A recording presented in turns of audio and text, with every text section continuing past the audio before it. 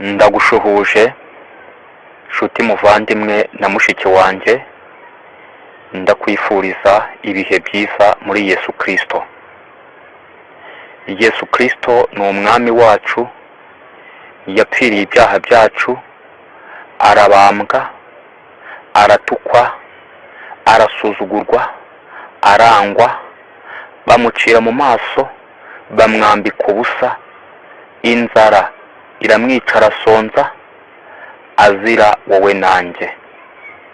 Yaje kumanikwa hagati y'isi n'ijuru nk'uko yari yabivuze, izina rye rihabwa icyubahiro.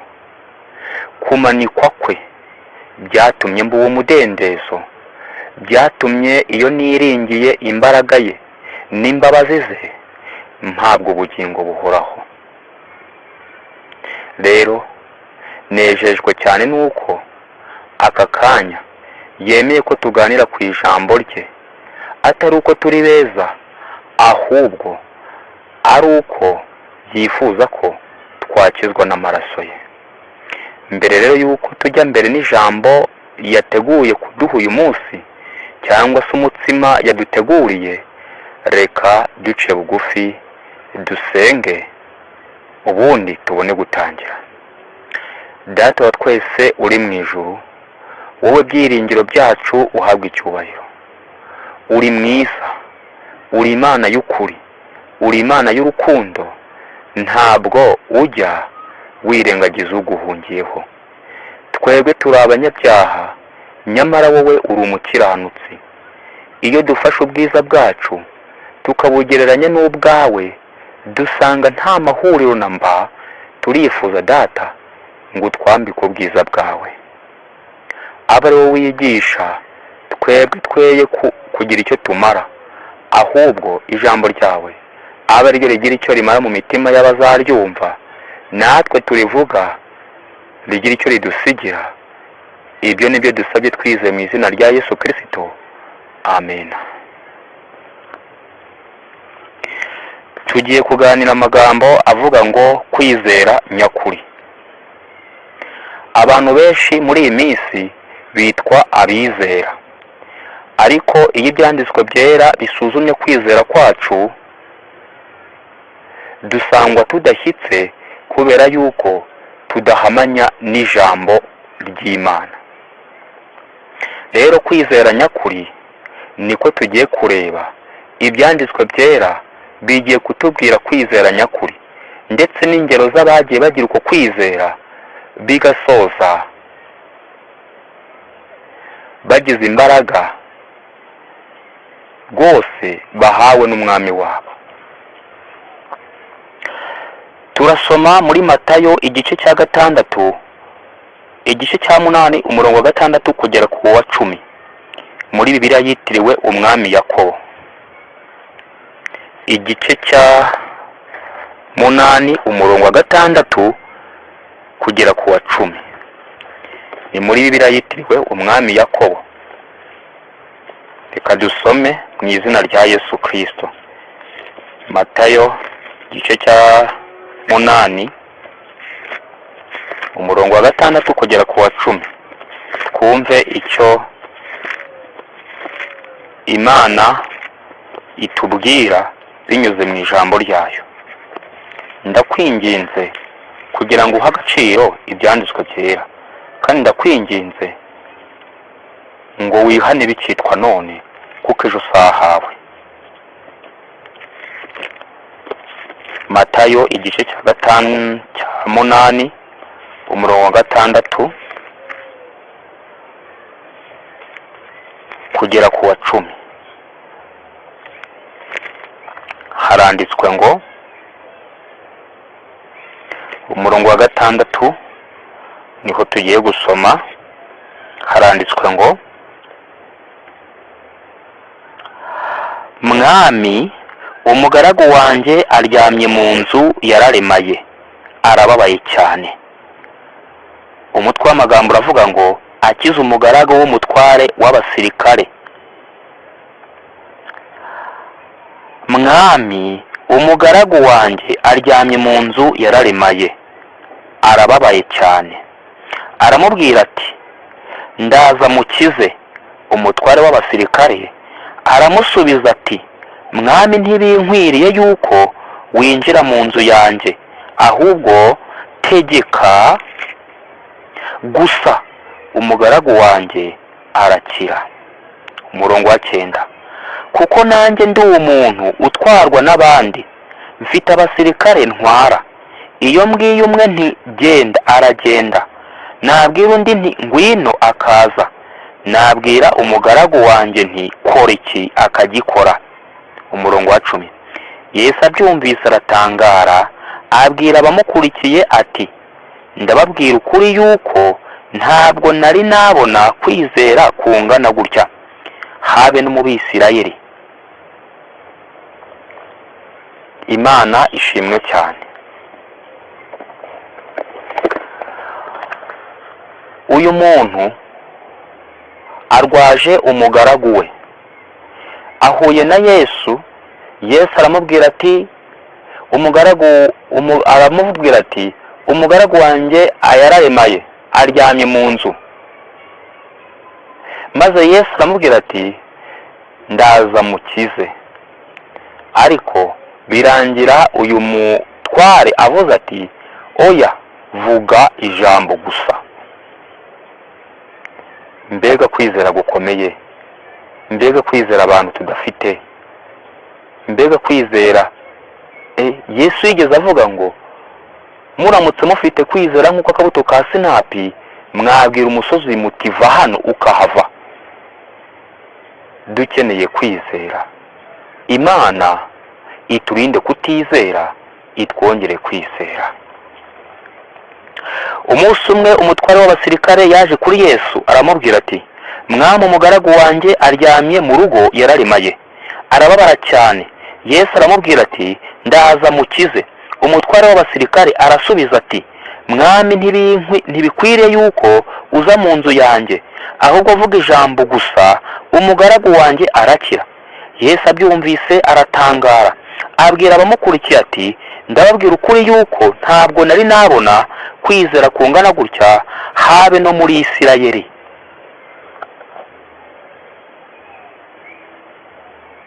Ab'uyu munsi, kugira ngo twemere ko Imana hari icyo yadukoreye, twemezwa n'ibimenyetso bifatika ngo nibwo twemera. Ariko uyu we ibyo ntiyigeze abikenera. Icyo yari akeneye gusa nuko ijambo Yesu Kristo yari kuvuga ryari rihagije gukiza umugaragu we. Imana ishimwe cyane. Yesu yavuze ko ibyo ari ukwizera. Nubona icyo kintu icyo ari cyo, uraba ubonye kwizera. Numenya icyo kintu icyo ari cyo, uzamenya kwizera icyo ari cyo. Nta gushidikanya kuri ibi, kuko Kristo niwe nkomoko yo kwizera, kandi akavuga ko ibyo umutware w'abasirikare yagaragaje ari ukwizera, ndetse ni ukwizera gukomeye. None se muri ibi kwizera kuri he? Umutware w'abasirikare yashakaga ko ikintu runaka gikorwa, yashakaga ko Yesu agikora. Ariko igihe Yesu yavugaga ati, ndaza ndabikora, umutware utwara umutwe w'abasirikare aramuhagarika ati, vuga ijambo gusa, ibyo uvuga birakorwa. Wowe nanjye twizera bingana iki? Ese twizera ko ijambo ry'Imana iyo rivuze riba rivuze, cyangwa dutegereza ibindi bimenyetso byiyongera ku ijambo twamaze gusoma? Kandi twibuke ko ijambo ry'Imana ari Bibiliya. Ubwo bivuze ngo iyo Bibiliya ivuze, nta kindi umwana w'umuntu aba agomba kurenzaho uretse kwizera icyo Bibiliya ivuze. Nyamara uyu munsi kwizera kwacu ntako kandi bigaragarira mu gushidikanya kwacu. Gushidikanya icyo Imana yavuze nibyo bituranga mu mibereho yacu. Ariko uyu mutware w'abasirikare siko yari ateye. Kwizera kwe kwari guhamanyije n'ijambo ry'Imana. none ni iki umutware w'abasirikare yari yiteze ko kigomba gukora umurimo? Ijambo gusa. Ni iki yishingikirijeho ku gukira k'umugaragu we? Ijambo gusa. Kandi umwami Yesu avuga ko ibyo ari byo kwizera. Yari umuroma wasuzugurwaga kandi akangwa nk'umunyamahanga, kandi abisiraheli bizeraga ko yangwa n'Imana. Yumvira, ni bangahe muri twe twitwa ko twamenye Yesu, nyamara dufata abo twita abapagani nk'abantu Imana yanze urunuka, kandi usuzumye neza usanga bo baturusha kwizera. Uyu nawe yari umuroma, yari umunyamahanga. Umva, n'ibyanditswe byera ntabyo yari azi, ariko ashingiye ko Yesu Kristo yari umutwaro utwara isi n'ijuru, kandi n'uwo musirikare akaba yari afite abatwara, iyo yabategekaga baramwumviraga. Yaravuze ati, nawe tegeka, ibyo utegetse birahita bikorwa. Kwizera nk'uko Imana niko yifuza kuduha, nyamara ntabwo dushaka kukwakira, ahubwo turi mu bipapirano by'abantu tubeshya. Umva, Uwiteka atubabarire kuko natwe si twe.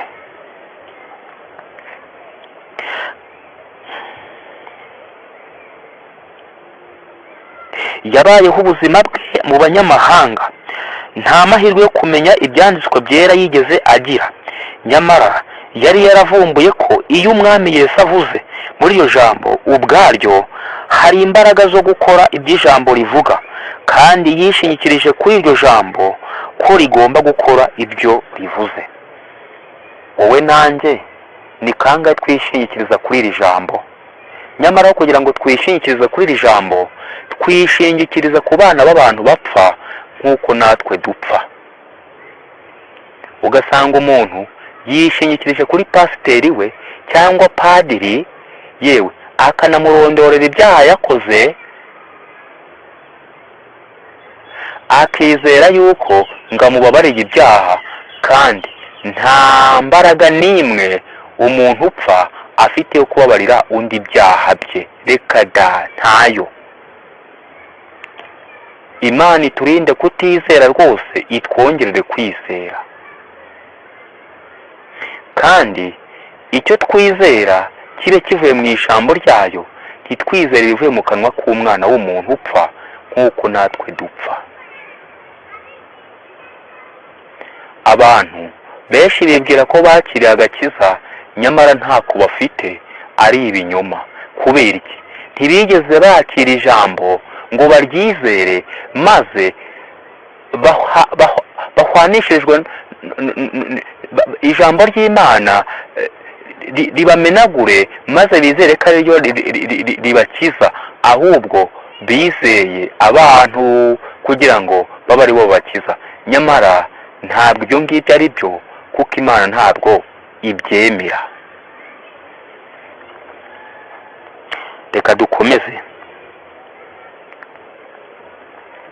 Murebe namwe ubwoko bwa Isiraheli, ubuzima bwabo bwose bwagombaga kubaho buhuza buri munsi n'ijambo ry'Imana. Birata ko ari abantu b'inyandiko, kandi bakirata ko bazi ijambo ry'Imana. Reba nawe uyu munsi abantu wirirwa gukubita ibyanditswe byera, ukabakubita ibyanditswe byera bitanakorera muri wowe, utanizera ibyo rivuze, ahubwo iyo haje karabaye uhita wirukanka ujya kwigisha inama abantu bapfa. Byanarangiza aho kugira ngo ufate imyanzuro ishingiye kuri handitswe, ngo ugafata imyanzuro ishingiye ku byanditswe n'abantu cyangwa se ku byavuzwe n'abantu. Itekerezeho, hanyuma nurangiza ufata icyemezo, kuko Kristo aracyari ku ntebe y'imbabazi, kandi gusa amahirwe asigaye ni make, kubera ko yenda kuyihagurukaho nk'uko ibimenyetso bigenda bibitwereka. Mbese uriteguye cyangwa ntiwiteguye? Niba witeguye, Imana igushoboze. Niba kandi utiteguye, nabwo Imana igushoboze kugira ngo witegure. Kandi nyamara ntibari barize ko mu ijambo harimo imbaraga zo gusohoza icyo ijambo rivuze. Umva mbabwire, ijambo ry'Imana ryonyine niryo rifite imbaraga yo gusohoza icyo rivuze. Niba Imana ivuze ngo ndakubabariye, ni ndakubabariye, nta bindi bimenyetso ujya guhiga, nta kindi, nta bitangaza biri bukorwe kugira ngo hagaragaze uko wababariwe. Ntabwo umuriro uri buve mu ijuru ngo witure hasi ngo bityo bigaragaze ko wababariwe. Oya, niba ijambo rivuze ngo ndakubabarira ibyaha byawe, ubwizere ko Imana ikubabariye, nta kindi.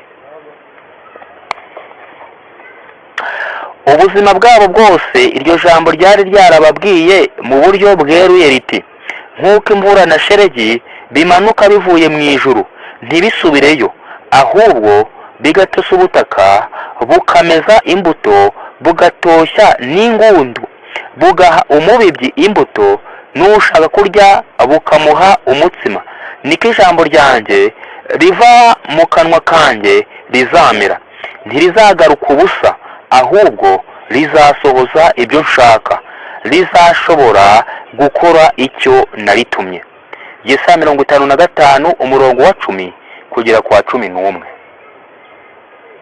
Mwumvise ijambo ry'Imana icyo rikora mu mibereho yacu y'ubunyacyaha. Mwumvise uburyo rirema, mwumvise uburyo risohoza icyo ryatumwe n'Imana. None uryizera bingana iki, cyangwa njyewe ngyizera bingana iki? Kuki iki ijambo ry'Imana rivuze tutacyumva, ahubwo tukumva neza ibyo abantu bavuze? Ese ari Imana iduha umwuka duhumeka, ikaba yararemye amazi dukoresha, ikaduha n'izuba rikaduha umucyo, ikabiduha buri kimwe cyose dukeneye? Twarwara ikaturwaza, ikanadukiza, twarwaza ikatuvurira tugakiza, twaba turyamye ikaturinda, kuva mu nda z'ababyeyi bacu tukiriyo ikahaturindira, tukavuka, umuntu akaba ageze mu myaka 60 ari ikimurinze, nta gihembo na kimwe yigeze mwaka. Kuki ibyivuze tutabyizera, tukizera umuntu upfa utarama n'imyaka 90? Ni ikibazo gikomeye kandi giteye ubwoba. Reka dukomeze twumve. Kamere y'ibyaremwe babonaga buri gihe yari isomo ku isi ubwayo, ntacyo ishobora gutanga ku buhehere bw'imvura na shelegi biva mu ijuru, ari byo bitera kumera no kwera imbuto. Dufite abantu bakomeye ku isi, bakomeye pe, bitwa ngo barakomeye, ariko ntabwo bakomeye kuko barapfa. Ukomeye n'umwe, ni Imana yonyine.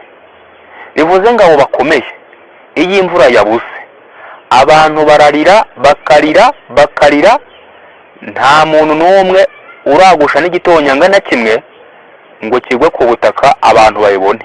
Oya, ahubwo abantu uba usanga bategereje icyo Imana yabakorera kugira ngo imvura igwe bahinge.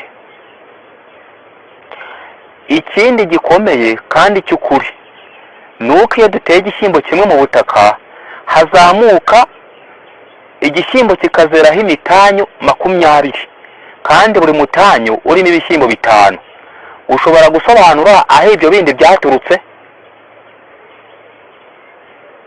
Ikindi ni uko dufata igiti cy'umwumbati tukarundarunda itaka tugashyiramo, nyuma y'igihe runaka tukajya gusarura, tugakura imyumbati kakahava tukarya.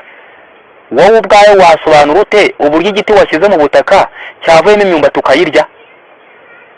Iyo ni imbaraga y'Imana, kandi imbaraga ikomeye Imana ikoresha kugira ngo byibura amaso yacu y'impumyi abashe kubona, byibura amatwi yacu atumva abashe kumva, byibura imitima yacu yuzuye ibinure ibashe kumera neza itekereze. Ariko ibyo byose bitewe na kamere yacu byaranze. Ni iki Imana itagukoreye n'iki Imana itankoreye. Barakomeza. Uwiteka aravuga ati, niko ijambo ryanjye rizamera, nk'uko isi ubwayo ntacyo ishobora gukora, niko nawe ubwawe ntacyo ushobora gukora. Nk'uko isi ntacyo ishobora gukora, niko nawe ubwawe ntacyo ushobora gukora. Uwibwira yuko hari icyo yakora ku bugingo bwe cyangwa se ngo agikorere undi aribeshya. Niyo ugiriye mu bumuntu ukamufasha, si wowe ubikoze, kuko mu muntu nta cyiza kibamo, ni Imana iba ibitegetse bigakoreka, hanyuma ukajya kumufasha. Mu muntu ikibamo ni ubugome gusa, ni ukwica, ni ukwiba, ni ubusambanyi, ni ubuhehesi, ni ukwishyira hejuru, ni ukurya ruswa, ni ukubeshya, umva, ni ugukora ibyangwa n'amaso y'Uwiteka gusa, nta kindi kibamo. Nibyo biba mu muntu. Mu muntu habamo ubwibone, mu muntu habamo agasuzuguro kenshi, mu muntu habamo ubugambanyi, mu muntu habamo kwiyemera, mbese kamere muntu nk'uko iteye, kwirema ibice, gusenga ibishushanyo, kwigira mwiza, kumva ko hari icyo urusha abandi. Nibyo biba mu muntu upfa, nta kindi kiba mu muntu upfa.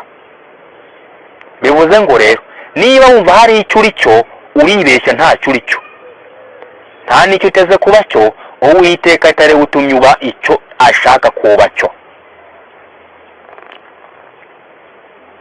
Nk'uko ubuhehere bw'imvura na shelegi biva mu ijuru bituma isi imeza ibimera kandi bikera imbuto, niko ijambo ryanjye rizagutera kwera imbuto zo gukiranuka kubw'icyubahiro cy'Imana. Ijambo ryanjye rizasohoza ibyo nshaka. Uwo ni Uwiteka uvuze iryo jambo. Ijambo ry'Uwiteka rigomba gusohoza icyo Uwiteka ashaka, ntabwo risohoza icyo umwana w'umuntu ashaka.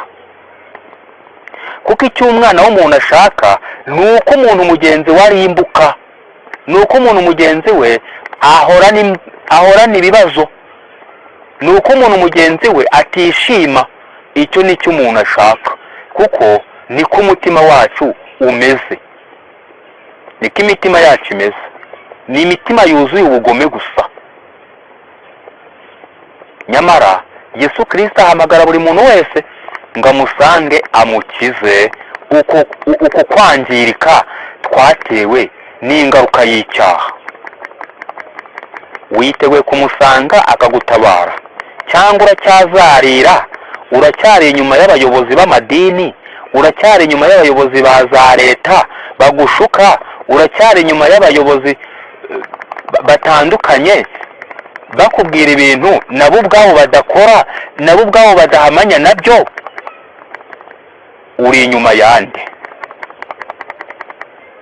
Imana aba ari guhumura amaso kugira ngo umenye uwo uba inyuma uwo ari we.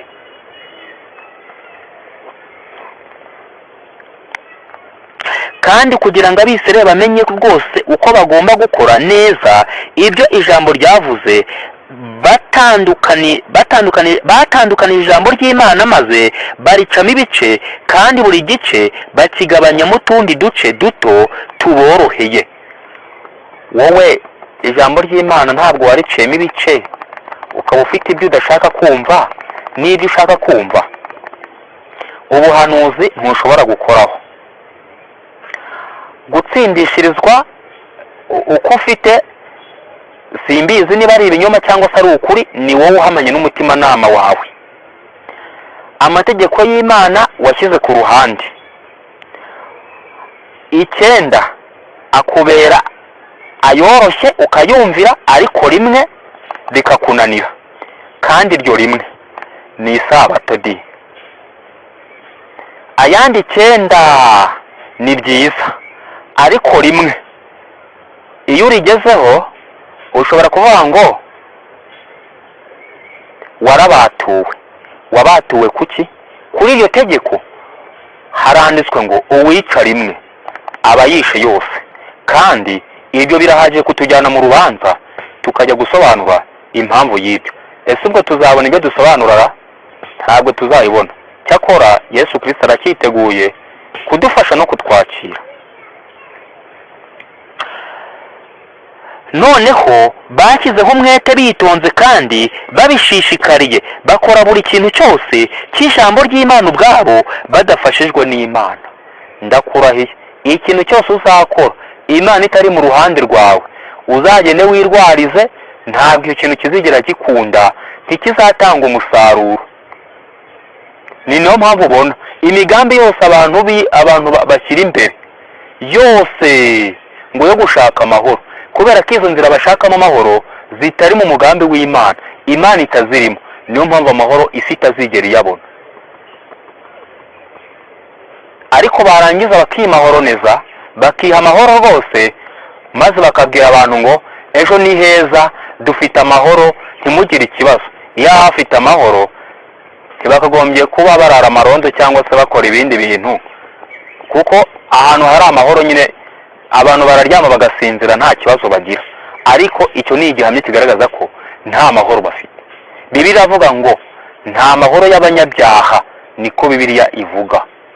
muri Yesaya 48:22 niko handitswe, nta mahoro y'abanyabyaha. Reka nze ndebe ntaba mbeshye.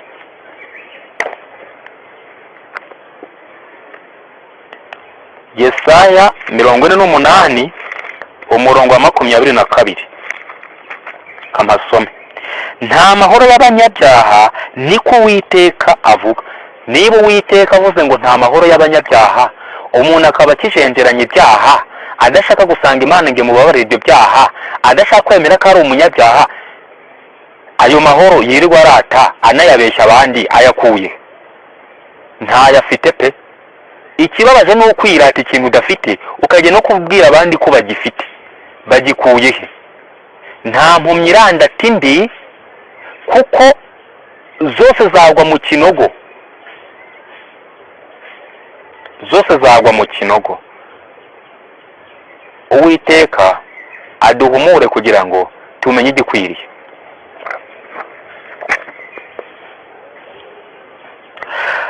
Nukuri nta na hamwe muri ibyo byose babonye amahoro, habe n'umunezero. Hamwe n'ibikorwa byabo byose ntabwo bigeze basanga ibintu byakozwe nk'uko bikwiriye. Buri gihe bisangaga batageze ku rugero rwo gukora uko ijambo ry'Imana ryavuze, habe na gato, ku buryo batangiye gutaka bihebye bavuga ngo nta muntu n'umwe ushobora gukomeza ibisabwa n'amategeko byose byibura n'umunsi umwe ntagire akantu na kamwe yica mu by'amategeko asaba. Kuko bagendaga nyine batari kumwe n'Imana, bavuga ko ibintu bidashoboka. Nk'uko ni umunsi abantu baba ngo ibintu ntibishoboka, ngo wakumvira amategeko ngo 10 ngo bigashoboka. Ubwo bidashobotse Yesu yaba yarapfiriye iki? Yesu yaba yarapfiriye iki? Pawulo aravuga ngo nshobozwa byose na Kristo imbaraga. Niba Yesu Kristo atari muri wowe nanjye, ubwo ntibyanashoboka. Ariko niba ari muri wowe nanjye birashoboka. Rero Abisirayeli, kandi niwumva Abisirayeli ntugire ngo nabariya turacyari muri bariya bo muri Isirayeli. Oya, uyu munsi nabitwa ngo bafite ibyanditswe byera, nabategereje ko impanda ivuga. Abo nibo Bisirayeli bari kubwirwa. Ubwo rero cunga izamu ryawe urebe niba utanyuranye n'iki byanditswe byera byavuze cyangwa se bivuga. Ntawe iyo haramuka hanabonetse byibura umuntu umwe ushobora gukomeza itegeko rimwe ryo kuruhuka isabato nk'uko bikwiriye, noneho ingorane za Isiraheli zari guhita zirangira maze Mesiya akaza. Ariko bakomeje kuba abacakara ku buryo imibereho yabo itateraga intambwe n'imwe ijya imbere, kandi nta mbuto beraga. Imirimo yabo yose nta n'umwe wakomokaga ku kwizera, yose yakomokaga muri bo ubwabo, nta n'umwe wakomokaga ku Mana. Ibyo bakoraga byari ibyabo ubwabo, kandi ntacyo byari cyo namba, kandi nta na kimwe muri ibyo cyakomokaga ku ijambo, kandi ariyo ryonyine rikora imirimo y'Imana. Ntabwo bizeraga ijambo ry'Imana. ntabwo bakoraga ibikwiriye, ntabwo baryizeraga rwose. Sinzi niba uyu munsi uryizera. Icyakora sindi umucamanza wawe, Imana niyo mucamanza wa buri muntu wese utuye ku isi. Umutimanama wawe niba uhamanya nabyo ni byiza, niba kandi udahamanya nabyo shakisha. Kristo aracyategereje, ntabwo arambirwa. Mbega ukuntu byanejeje umutima wa Yesu hagati muri ubu butayu bwa Isiraheli guhura n'umuntu wabonye ijambo ry'Imana mu by'ukuri. Mbega ukuntu byanezeza Imana iramutse ibonye umuntu wahuye n'ijambo rikamunezeza by'ukuri ndetse akaryizera. Byanezeza Imana ku rwego rukomeye. Byayinezeza we nanjye turamutse twizeye ijambo ryayo kandi tukaryizera nk'ukuri tudashidikanya. Wari waramenye ko iyo ijambo rivuzwe ubwaryo ribasha gusohoza icyo rivuze, kandi washoboraga kwishingikiriza ku ijambo gusa. Uku kwari ukwizera. Ibi byakinguriye ubugingo bwe imbaraga z'Imana, kandi umusaruro wabivuyemo ni uko mu bugingo bwe hakozwe umurimo wanejeje Imana. Mu bugingo bwawe nanjye hazakorwa umurimo unezeza Imana nitwizera icyo ivugira mu ijambo ryayo. Ariko nitutaryizera, nitutizera ikivugiye mu ijambo ryayo, tuzasarura umuvumo n'amaganya, amahoro atahari, imiruho, gupfa nabi. Umva, maze bizarangire tunarimbutse tugende buheriheri. Ijambo ryanjye rizasohoza ibyo nshaka, ntabwo ari wowe uzasohoza ibyo nshaka, niko Uwiteka avuga. Imana ntitegekwa, Imana y'ubwayo irihagije. Abantu birirwa bategeka Imana, urategeka Imana kugira ngo ubwo se Imana niba ari umutegetsi nawe ukaba umutegetsi biragenda bite? Imana ubwayo irihagije, nta kikeneye kuri wowe. Ikikeneye ni uko wemera ibyaha byawe, ubundi ugasaba imbabazi ikakubabarira. Ni ikikeneye, nta kindi. None se Imana ikeneye amafaranga yawe? Ibuza amafaranga se? Imana ntabwo. None se Imana ikeneye ibishyimbo bya isi n'ibibuze ni ibyayo? None se urumva ikennye iki? Ikikennye ni ibyaha byawe. Ifite ubugingo yakubikiye, yaguhaye utaranabaho. Ubwo bugingo burahari, burateguye. Emera ubwo bugingo ubuhabwe, cyangwa se ubwange urimbuka byiteka. Niko Uwiteka avuga. Ijambo ry'Imana rikorera no muri mwe abizera. Urwambere rw'Abatesalonike igice cya 2 umurongo wa 13. Kuryishingikirizaho kugira ngo rikore muri wowe ibishimisha Imana. Uku ni kwizera. Kwimakaza uku kwishingikiriza ku ijambo ni ukwimakaza kwizera. Wewe wimakaje iki muri wowe? Wimakaje kwizera? Wimakaje kwishingikiriza ku ijambo ry'Imana, cyangwa wimakaje kwishingikiriza ku by'abantu bavuze? Niba ariko bimeze rero ufite akaga gakomeye.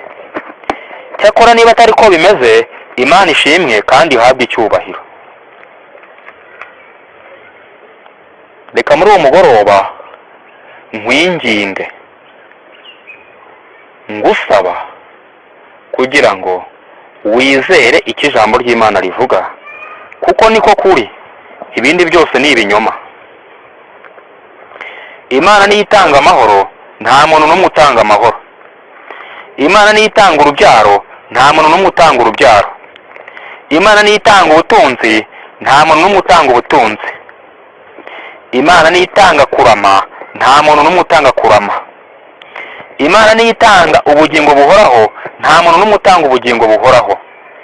Imana niyo itanga kwizera, nta muntu n'umwe utanga kwizera. Ikindi, Imana niyo ibabarira ibyaha, nta muntu n'umwe ubabarira undi ibyaha. Padiri ntababarira ibyaha, pasiteri ntababarira ibyaha, shehe ntababarira ibyaha, mwarimu ntababarira ibyaha, umugore wawe ntiyakubabarira ibyaha, umugabo wawe ntiyakubabarira ibyaha. Umva, nta muntu n'umwe upfa ubabarira undi ibyaha. Isomo risoza ubundi tugasenga ni isomo riboneka mu Byakozwe n'Intumwa igice cya 4, umurongo wa 11 niho duhera turageza ku wa 12. Umutwe w'amagambo uravuga ngo abatambyi bafata Petero na Yohana. Ariko ubundi abatambyi bari bande? Ntibari abayobozi b'iby'idini? Babafatiraga iki se?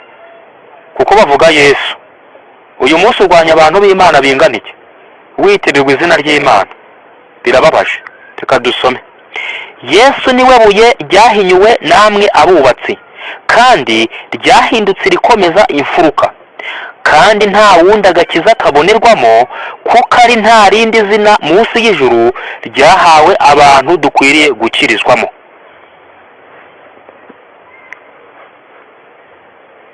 Muri uyu mugoroba nkwifurije kwishingikiriza kuri Yesu Kristo n'ijambo rye, kuko ariho honyine ushobora kubonera agakiza. Nibyo nkusabiye nanjye ngisabira mu izina rya Yesu Kristo. Amen. Reka dusenge. Mana, urakoze kubw'umutsima uduhaye muri uyu mugoroba. Abazumva iri jambo uzatsinda imitima yabo, kugira ngo abe ari we bahindukirira, bave inyuma yabo bari barahisemo guhindukirira. Ubafashe nanjye utanyibagiwe.